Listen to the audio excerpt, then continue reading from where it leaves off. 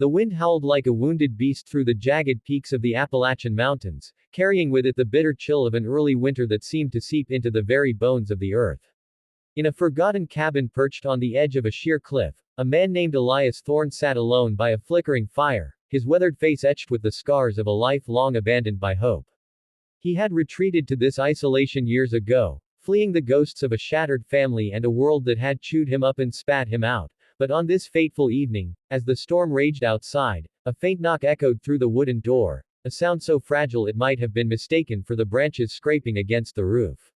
When Elias opened it, there stood a tiny girl no older than 7, her sodden dress clinging to her frail frame, her wide eyes brimming with a mixture of fear and defiance, and in a voice trembling yet resolute, she uttered words that pierced the silence like a dagger. Are you here to hurt our mama too?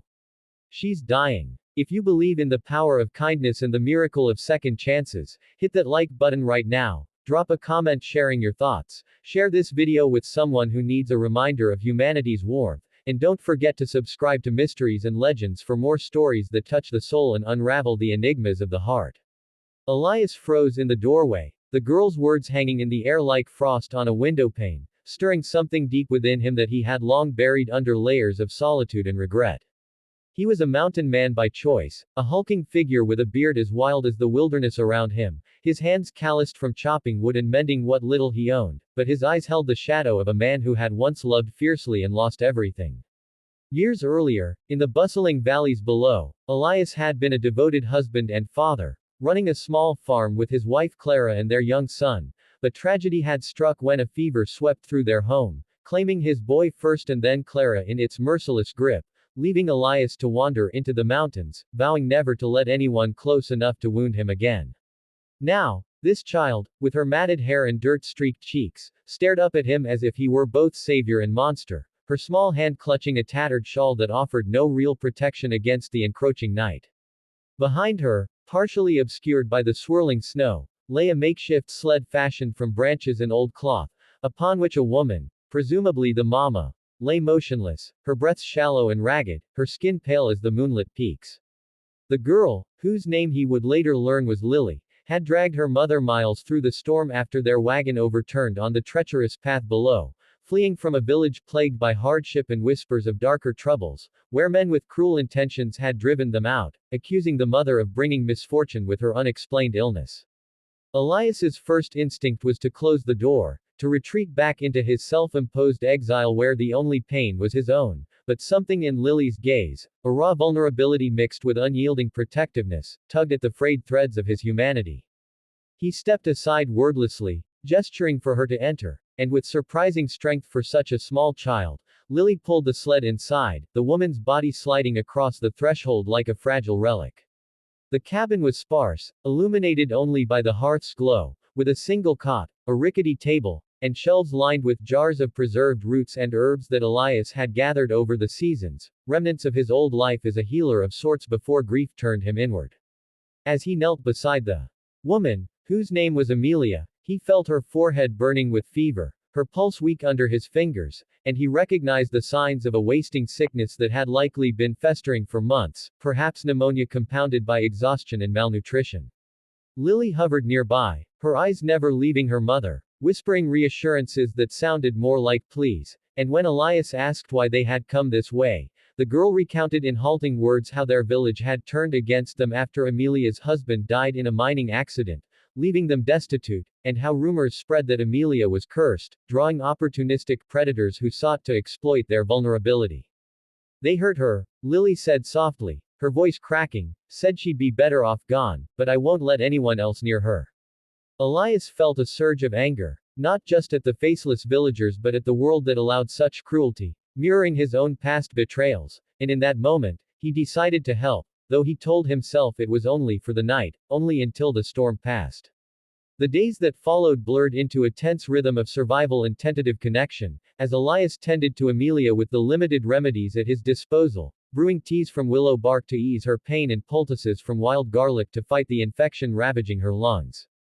The cabin, once a tomb of silence, now echoed with the soft sounds of Lily's footsteps as she explored the space, her curiosity a spark in the dimness, asking questions about the faded photographs on the wall that depicted Elias's lost family, drawing parallels that made his chest tighten. He shared stories sparingly at first, his voice gruff and halting, about how he had once built toys for his son from scraps of wood, much like the doll Lily clutched tightly, a ragged thing sewn by her mother's hands. Amelia, in her lucid moments, would murmur thanks, her eyes reflecting a quiet strength that reminded Elias of Clara, and she spoke of her own dreams dashed by loss, how she had been a schoolteacher in a distant town, instilling hope in children like Lily, until fate uprooted them. The challenges mounted as Amelia's condition worsened before it could improve. Nights came when her coughs rattled like thunder, blood flecking her lips, and Elias wrestled with doubt, questioning if his isolation had dulled his skills, if he was dooming them by keeping them here instead of risking the descent to a doctor in the valley.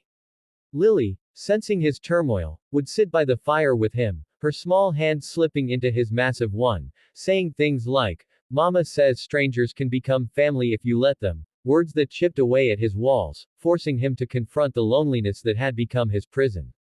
As weeks turned into a fragile routine, the storm outside gave way to a crisp winter calm, but the emotional tempest within the cabin intensified, building suspense in the quiet moments when Elias pondered escape routes for his heart. He taught Lily to identify edible berries in the snow-dusted forest, her laughter a rare melody that echoed off the trees, reminding him of joys long forgotten, yet each shared glance with Amelia brought a pang of fear. What if he grew attached only to lose again? Amelia's health teetered on the edge, her body fighting the illness with a tenacity that inspired Elias to venture further for supplies, braving the perilous trails to trade pelts for medicines from a reclusive herbalist higher up the mountain, all while grappling with memories that surfaced like ghosts. The day he buried his son, the empty bed where Clara once lay. Lily, too, carried her burdens, confiding in whispers about nightmares of the men from the village who had cornered them, their threats lingering like shadows. And Elias found himself vowing silently to protect them, a promise that scared him more than any cliffside drop. Slowly, things began to shift. Amelia's fevers broke under Elias's care, her color returning in faint blushes, and conversations deepened into confessions, Elias admitting his guilt over not saving his family, Amelia revealing her own regrets of not fighting harder against the village's malice. Bonds formed in the firelight, where stories intertwined, and Lily's innocent questions bridged their broken pasts, creating a tapestry of healing that neither had anticipated. The turning point came on a moonlit night when intruders from the valley, emboldened by old grudges, tracked the family's trail to the cabin, their torches flickering like malevolent eyes in the darkness, intent on dragging Amelia back to face fabricated accusations that masked their greed for her late husband's meager inheritance. Elias, alerted by Lily's sharp cry, stood as a bulwark in the doorway, his axe in hand not as a weapon but a symbol of resolve, facing down the men who sneered at the lonely mountain hermit, meddling in their affairs. The confrontation was fraught with tension, words exchanged like barbs, the leader mocking Elias's isolation as weakness, but it was Lily's emergence, standing defiantly beside him with a makeshift stick as her sword, declaring, "You can't hurt her anymore, he's our family now," that ignited a spark of shame in the intruder's eyes. Elias, drawing on a courage he thought lost, spoke of redemption and the futility of their cruelty, his voice steady despite the pounding of his heart, and miraculously, perhaps swayed by the child's bravery or the storm's residual fury whipping up anew, the men retreated, muttering curses but leaving without violence.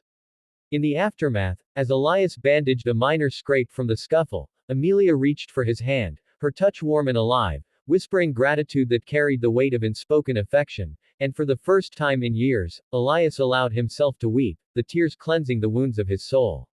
Spring arrived like a gentle promise, melting the snow and revealing paths forward, as Amelia regained her strength enough to walk the cabin's perimeter, her laughter mingling with Lily's as they planted seeds in the thawing soil, symbols of new beginnings that Elias joined with hesitant hands. The mountain man, once a solitary figure haunted by loss, found purpose in their presence, teaching Lily the constellations that Clara had loved, sharing meals that tasted of companionship rather than mere sustenance, and in quiet evenings, he and Amelia spoke of futures intertwined, her illness retreating like the winter's chill. The challenges had forged them into something unbreakable, Elias's struggles transforming into triumphs of the heart, where vulnerability became strength and isolation gave way to love. As they prepared to descend the mountain together, Not as strangers but as a makeshift family, Elias looked back at the cabin that had been his refuge and prison, realizing that true healing came not from running away but from opening the door to those who needed it most. If this story has touched your heart, stirred emotions you didn't expect, or reminded you of the beauty in human connection, please like this video, leave a comment below sharing how it made you feel, share it with friends who could use a dose of inspiration, and subscribe to Mysteries and Legends for more tales that explore the mysteries of the soul. Before we end, I'd love for you to comment this line if it resonates: kindness is the bridge to second chances.